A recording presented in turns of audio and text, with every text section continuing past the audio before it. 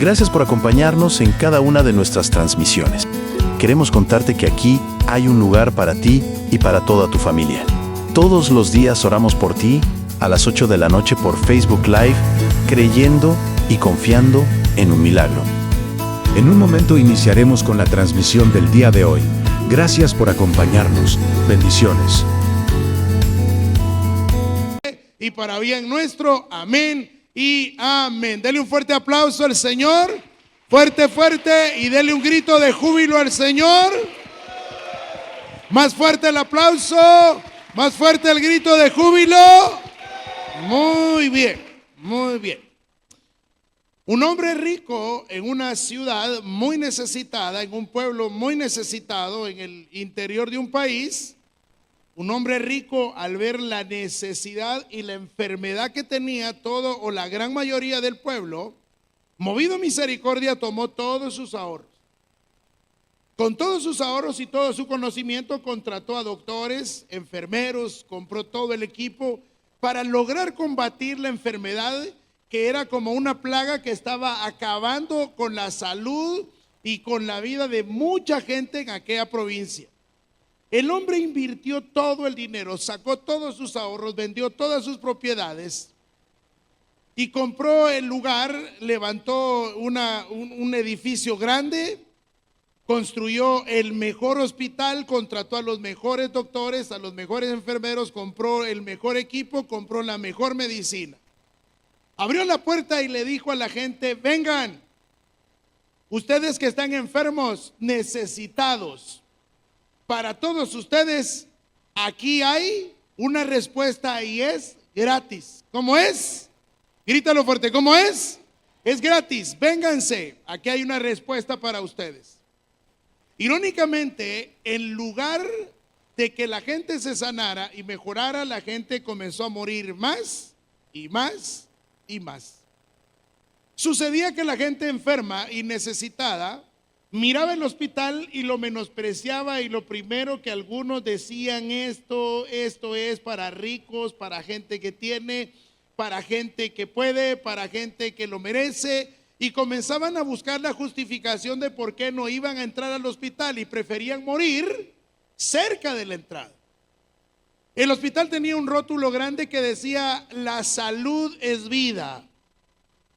Y aquí toda la atención es gratis.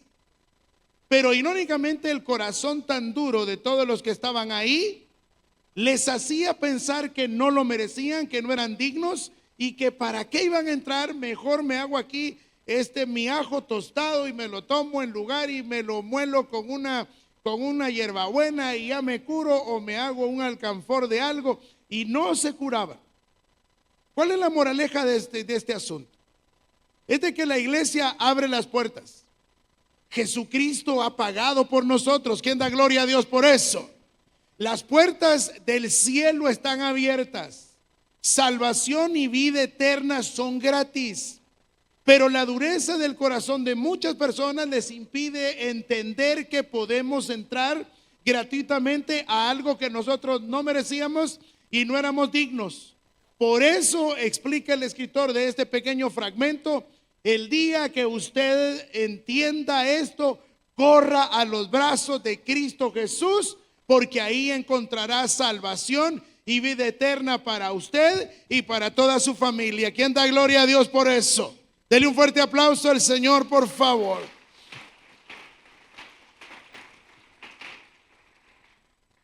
Camino hacia su tercer viaje misionero, el apóstol Pablo comenzó a predicar y a compartir la palabra del Señor, que es viva y eficaz y más cortante que toda espada de dos filos, que penetra hasta partir el alma, que discierne entre las intenciones del pensamiento y del corazón.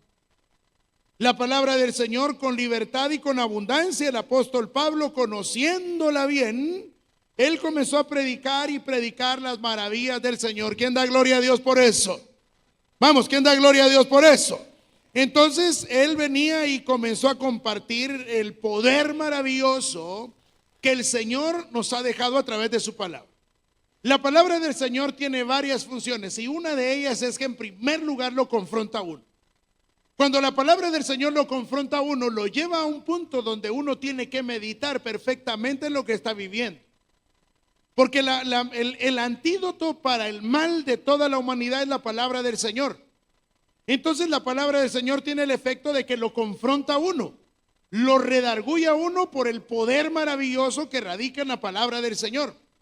Entonces cuando uno mientras más la escucha, mientras más la lee, mientras más la consume, mientras más la hace parte de su vida, a través del Espíritu Santo uno es redarguido y convencido.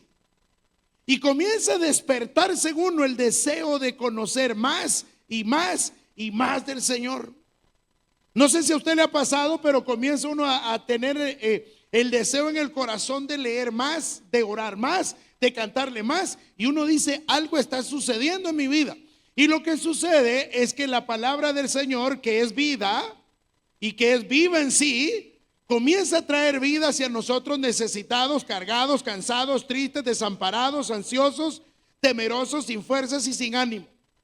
Por eso es importante que en nuestra vida diaria la palabra del Señor tenga un tiempo donde nosotros podamos en paz y tranquilidad venir y recibir esa palabra que nos va a redarguir, nos va a convencer y va a traer una transformación a través del Espíritu Santo. Y a través de su palabra el Señor nos dirige, nos guía, nos enseña, nos transforma, nos cambia. Por eso es importante la palabra del Señor. Por eso cuando usted tiene su teléfono y no pudo traer su Biblia por cualquier razón, no trajo su Biblia física, en la palabra del Señor, la palabra del Señor, la palabra del Señor, la palabra del Señor tiene que ser parte de nuestra vida. ¿Quién da gloria a Dios por eso? Y es parte de nuestra vida entonces, y el apóstol Pablo predicaba y él predicaba y predicaba.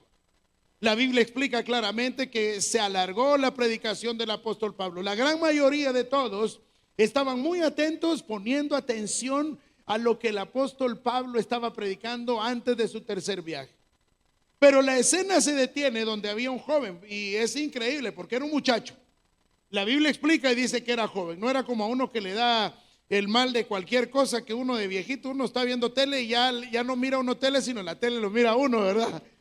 ¿Sí o no? Uno dice, uno está viendo el teléfono y de repente se queda uno enfrente del teléfono. El teléfono lo mira a uno. O que no le vaya a pasar como me contaron por ahí, que alguien está viendo el teléfono y ¡poc! Le cae en la cara porque se duerme uno. Le pasa a uno, le pasó a alguien que usted conoció, ¿o no?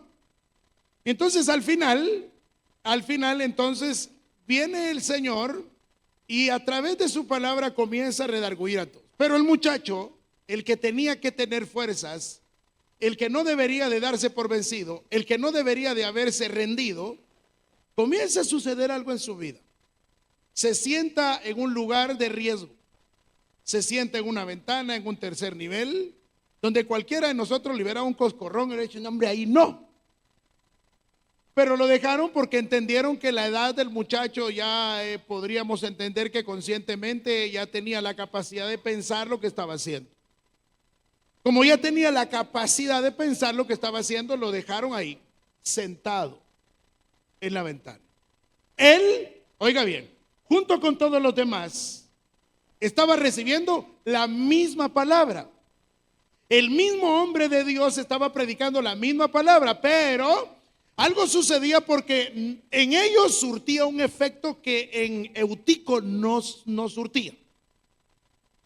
En algunos surte un efecto la palabra y alguno puede excusarse con decir, no, esa palabra no era para mí. Claro que era para nosotros. Que no la entendamos en el momento, eso es diferente. Pero algo sucedió. No tenía ni las mismas ganas de todos. No tenía ni el mismo deseo que todos. No tenía la misma intención que todos. No tenía el mismo interés que todos. ¿Por qué sucede esto? Es porque él en medio de todo esto, había una batalla espiritual que se estaba llevando a cabo.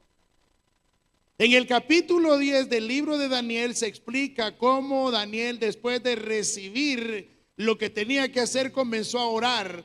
Y al orar comienza una batalla en un ambiente espiritual que nosotros, la iglesia, no tenemos que ignorar. El día que tú decides recibir a Cristo Jesús en el corazón, El día que tú decides cambiar tu forma de vivir con tu esposa, tu esposo, tus hijos, tus padres, cuando decides ser una mejor persona para glorificar al Señor y para bien de nosotros, comienza una batalla espiritual. Es ahí donde muchos vienen a las iglesias de diferente doctrina, denominación, diferente nombre, y no en todos surte el mismo efecto. ¿Por qué? Porque en el ambiente, tanto aquí antes y después de acá, hay una batalla espiritual. El adversario quiere que nosotros retrocedamos y regresemos. El adversario no quiere que nosotros lleguemos al entendimiento que hay una promesa de salvación y de vida eterna. El adversario lo que quiere es que sigas peleando con tu esposa por las mismas cosas todos los mismos días. El adversario quiere es de que el Señor reprenda al diablo, es de que nuestros jóvenes y nuestras señoritas se vuelvan promiscuos y la lujuria y la parte carnal de nosotros nos envuelva, y aunque estemos en la iglesia no hay clavo, porque al igual todos pecamos. Entonces, en medio de todo esto hay una batalla espiritual que se lleva a cabo, que uno no tiene que ignorar. No la tiene que ignorar. Hay un dicho que dice: soldado avisado no muere en guerra. Hay una batalla que se levanta en contra de ti, de tu casa, de tu familia, de tus finanzas. Pero damos gloria a Dios porque hay alguien más grande y más poderoso que nos acompaña todos los días de nuestra vida y que nos ha dado la victoria por medio de Cristo Jesús. Dele un fuerte aplauso al Señor.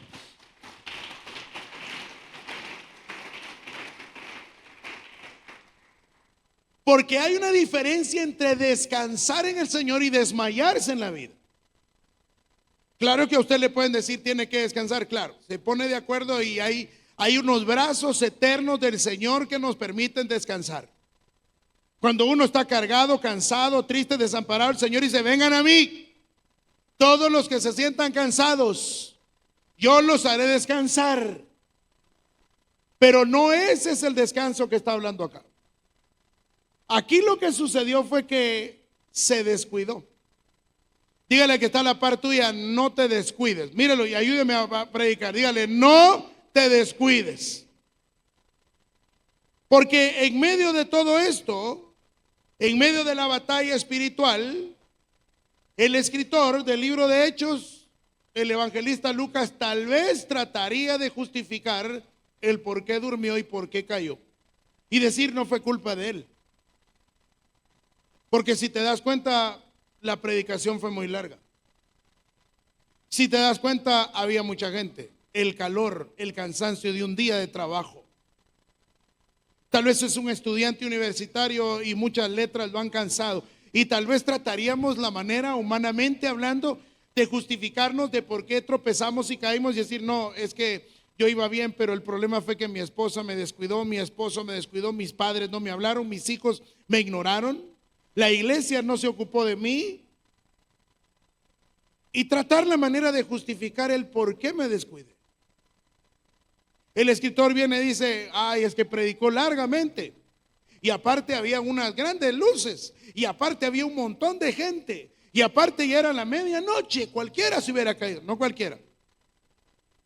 No cualquiera elige el lugar menos indicado a la orilla de una ventana en un tercer nivel para poner en riesgo su vida.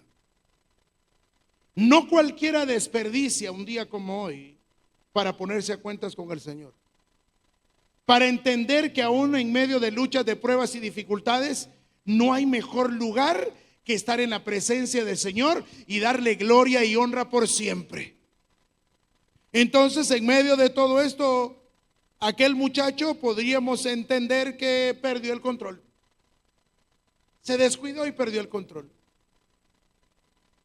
Sus ojos estaban aquí, su corazón estaba lejos.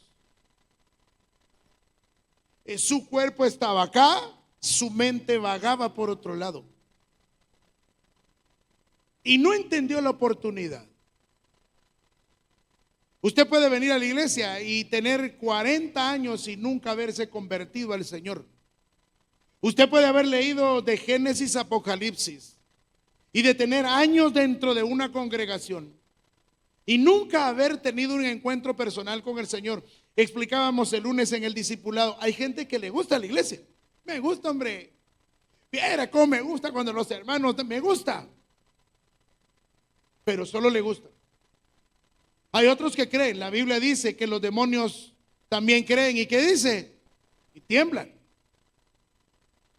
Hay otro que se convierte en un discípulo, que entiende que tiene que poner sus ojos y su corazón en el Señor, que sabe que hay una batalla que se tiene que pelear y no se descuida, porque la Biblia explica y dice: tengan cuidado, porque el adversario anda como león rugiendo alrededor, esperando que alguno de ustedes se descuida.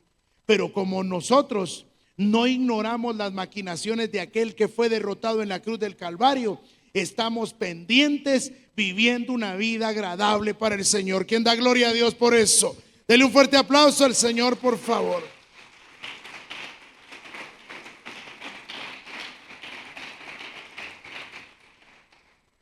Y procuraríamos justificar cómo es que el muchacho le sucedió esto o el error que tuvo, y tratar de quitarle culpa porque tal vez tiene problemas y usted no lo sabe, pastor. O tal vez tiene muchas responsabilidades y usted no lo sabe tal vez. Pero el problema en realidad fue que se dejó engañar. El problema al final fue que se dejó engañar solito. No esperó que alguien lo engañara, se engañó a sí mismo. Esa es la escena. Porque al final el argumento es: se cayó, resucitó, pero ¿qué sucedió? Y si no hubiera estado el apóstol Pablo, y si el Señor no hubiera permitido que la unción del poder del Espíritu Santo acompañara al apóstol Pablo, porque otros se acercaron, lo dieron por muerto, pero el apóstol Pablo, lleno del poder del Espíritu Santo, se acerca y dice: no tengan pena, él solo está dormido, ahorita despierta. Pero si no hubiera alguien como el apóstol Pablo que viniera y le auxiliara, si en el momento, en la escena, hubiera sido otro asunto, ¿qué hubiera sucedido? Es que estaba en el lugar equivocado, con la gente equivocada. Entonces se equivocó. Entonces se engañó a sí mismo. Porque si le añadimos a esto, la Biblia explica que estaba rendido, vencido y cayó. Para argumentar el sustento bíblico, uno puede venir y decir: estaba rendido porque estaba sometido. ¿Cómo se rinde uno? Cuando uno está sometido. Ya no tengo autoridad yo, le di la autoridad a otro. Ya no domino yo esto. Cuando alguien dice es que yo hago esto, pero yo controlo. No lo controla, ya lo controla. Que no lo quiera admitir es diferente. Que en secreto tenga un pecado que sabe que no le agrada, obviamente no le agrada al Señor, y está sometido, no se ha dado cuenta, pero está vencido. Encuéntrese usted una persona llena de amargura, resentimiento, odio. Ya le he dicho a usted que puede hablar lenguas, profetizar, lo puede hacer. Pregúntele al adivino Balaam, porque no era profeta, era un adivino. Le vio la cara al Señor, el Señor le hablaba. Tuvo el privilegio que el Señor le hablara, pero nunca se convirtió.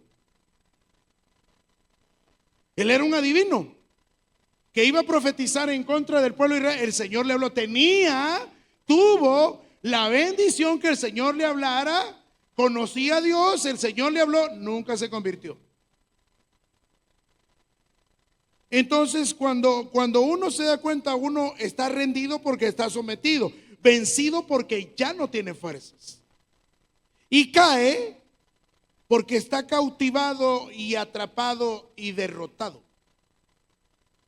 Cuando alguien viene porque esto no es inmediato, no es así que ahorita, no. Comienza un proceso donde primero está rendido, está sometido. No lo sabe, pero la receta y el plan es que sucumba allá. Pero está en la iglesia, ojo, está en la iglesia. No se ha dado cuenta, pero está rendido, porque está sometido. Está debajo de sus pasiones, de su deseo, de lo que yo quiero, porque así le sirvo al Señor, porque así el Señor me quiere. El Señor no hace excepción de personas, claro, yo lo entiendo, la Biblia sí lo dice, pero está sometido. No logra recuperarse porque ya no tiene fuerzas. Y pronto, esto es una desgracia avisada, porque esto está gritando que lamentablemente va a llegar un momento donde va a quedar cautivado, atrapado y va a quedar derrotado por completo. Cuando caiga por completo, cuando esté derrotado por completo, no se podrá levantar más. Porque algunos le llaman, tiene un letargo espiritual, o sea, una inactividad. No hay peor cosa, decía un predicador un día, que encontrar a un cristiano que ya no conoce a Cristo. No hay peor cosa que encontrar a un cristiano que ya no lee la Biblia, que ya no ora, porque entonces está fuera de ritmo. Eso es como encontrar a un soldado sin su uniforme y sin todo su equipo. No hay peor cosa. Y el adversario, que el Señor lo reprenda, va a venir en contra de aquellos cristianos que un día pelearon la batalla, porque va a tratar la manera de exhibirlos y decir: miren, tal vez se levantó, tal vez hizo, tal vez quiso, tal vez tuvo la intención, pero lo derroté y aquí está. Porque esa letanía espiritual tiene que ver con que ya no se vive una vida cristiana. El día y la hora que la iglesia deje de orar, que la iglesia deje de funcionar como debe de ser, que el cristiano deje de hacer las cosas, entonces, sin decir nada, nos hemos dado por vencidos. El día y la hora que busquemos argumentos y justificaciones para ya no cambiar, ese día en realidad, aunque no nos lo han dicho, ese día en realidad hemos perdido la batalla, porque estamos inactivos. Y en medio de todo esto, uno está tan distraído y no entiende el peligro de jugar y de permanecer en el límite. En el libro de Jueces, capítulo 16, se explica la vida de un hombre enorme, fuerte, llamado Sansón. Desde que nació hicieron un pacto de nazareato, le llaman, y fue consagrado para servirle al Señor. Un hombre de pelo largo, enorme, fuerte, pero sobre todo lleno de la presencia del Señor. Cuando algo aparecía, el Espíritu Santo, quien todavía iba y venía hasta que Jesús fue tomado al cielo y el Espíritu Santo vino por completo, pero mientras tanto, en el Antiguo Testamento el Espíritu llenaba con poder y autoridad a un hombre llamado, por ejemplo, Sansón. Él venía y mataba a él al que sea, al león, a los enemigos, hacía de todos. Y era un hombre fuerte, lleno del Señor. Cualquiera de los filisteos se sorprendían de ver cómo no encontraban. Pero un día se descuidó. Un día fue autico él. Se sentó en la ventana como Sansón se sentó y se acostó en las piernas de Dalila. Y Dalila lo acariciaba y lo acariciaba hasta que lo durmió. La Biblia explica literalmente que lo presionaba tanto Dalila que su alma fue reducida a la de un mortal cualquiera. Él pudo haberse levantado y hizo, pero ya no quería. Hay una diferencia en la atadura y la ligadura. La atadura se rompe, la ligadura cuesta porque a uno le gusta. El atado viene y lo desata a uno. El ligado, a él le gusta estar ahí. Le gusta estar ahí. Ay, me siento mal por lo que es. Sí, pues, pero no lo deja de hacer, entonces es como una ligadura. Le gusta. Hay algo en su carne que le fascina estar ahí.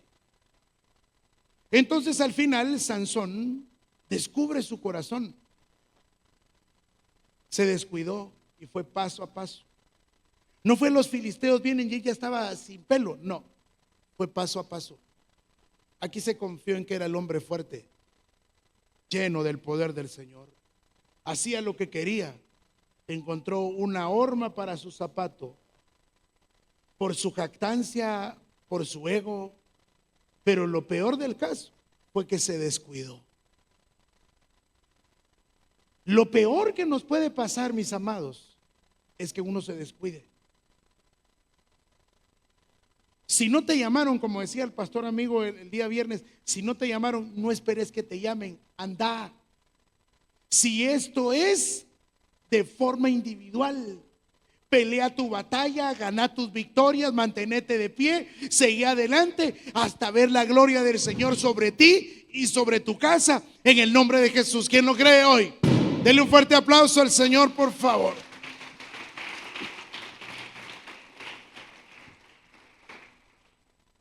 Porque el problema es que uno se descuida y baja la guardia, baja la guardia. Deje de orar y comienza usted a sentirse con ganas de hacer lo que se le dé la gana. Y si usted se vuelve muy permisivo, va a hacer cualquier cosa, porque al final no hay clavo, hermano. Pero el Señor viene y a través del mismo apóstol Pablo, en el libro de Efesios capítulo 5 y versículo 14, explica y dice: por lo cual dice así: despiértate tú que duermes y levántate de los muertos y te alumbrará Cristo. Y miren pues con diligencia cómo viven, no como necios, sino como sabios, aprovechando bien el tiempo, porque los días son malos. Si usted se duerme, el tiempo pasa. Quédese usted parado, sentado, no, que lo haga otro.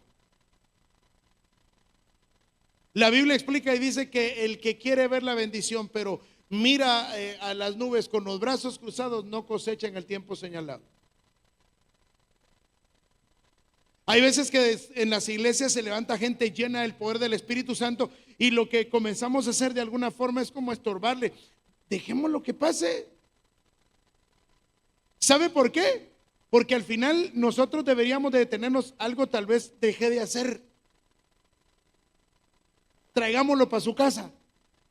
Cuando la relación en el matrimonio ya no funciona, yo le he contado a usted, le he predicado acá, que uno no amanece un día, yo tengo ganas de divorciarme después de 20 años. Voy a ir con el abogado porque mire Lick, hoy amanecí con ganas de divorciarme, hágame un papel ahí, se lo voy a dejar. No, eso es paso a paso. Uno, miren, el fracaso comienza paso a paso, paso a paso. La destrucción de una vida empieza paso a paso. Piense por un rato, un ejemplo. Viene usted y dice, ay, Dios, dice usted, hoy hoy me levanto con ganas de que tengo unas ganas hoy de adulterar y de no, eso no es así. ¿Cómo empieza un fracaso en un matrimonio? O un adulterio con un adulterio hombre, mujer, mujer, hombre. ¿Cómo empieza? Con un dulce, con un guiño, con un te sigo en el Facebook, dame tu Instagram.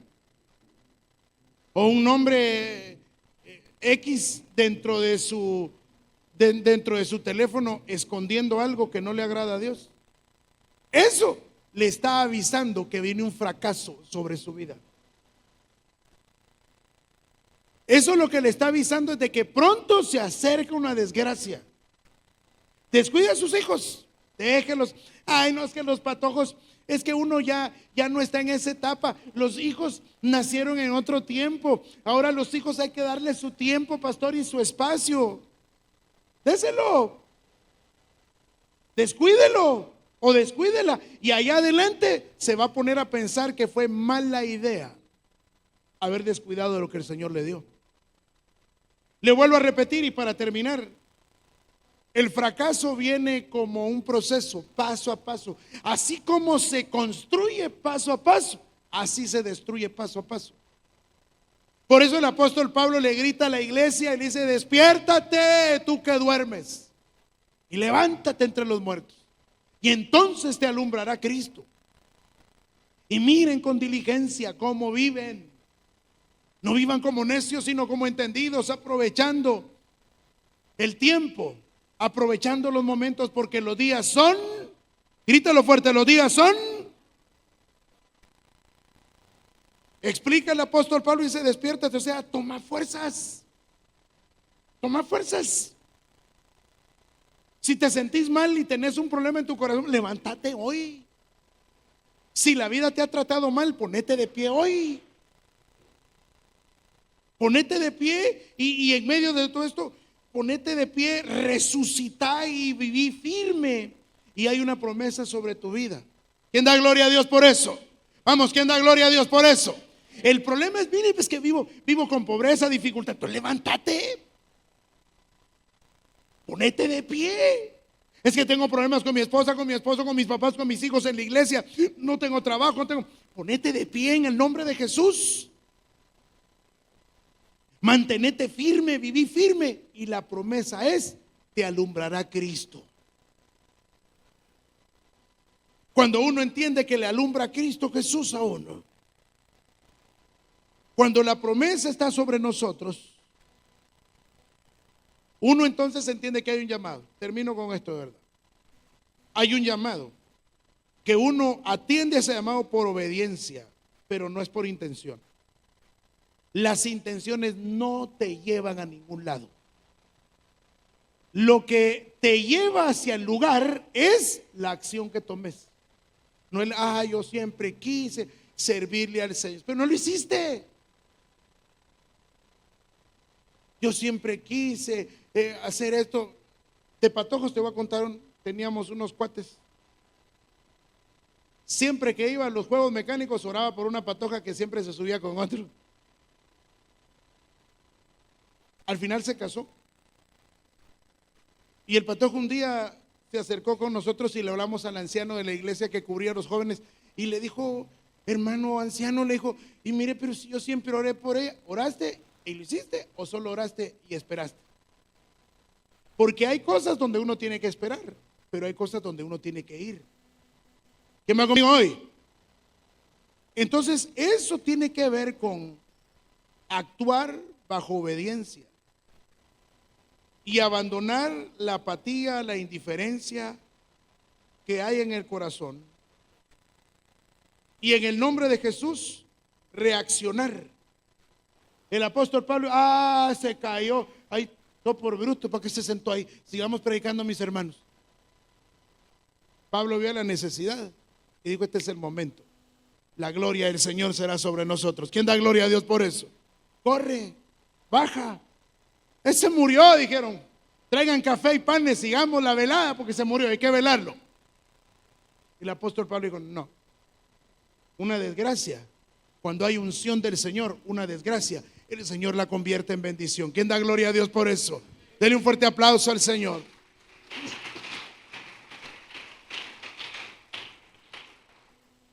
Póngase de pie, por favor.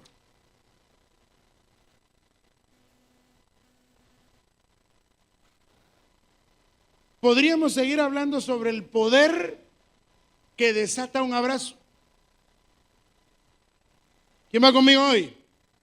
El poder que desata un abrazo verdadero, no un abrazo de Judas. Porque hay gente que abraza hipócritamente. ¿Quién no cree hoy? O hay gente que abraza con otra intención.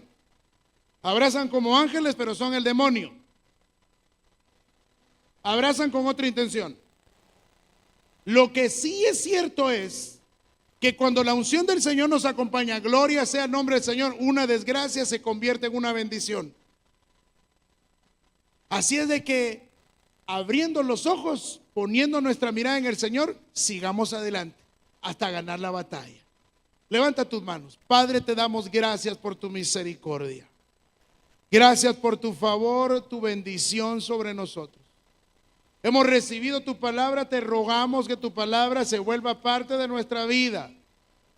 Redargúyenos, convéncenos y transfórmanos con tu palabra, Señor.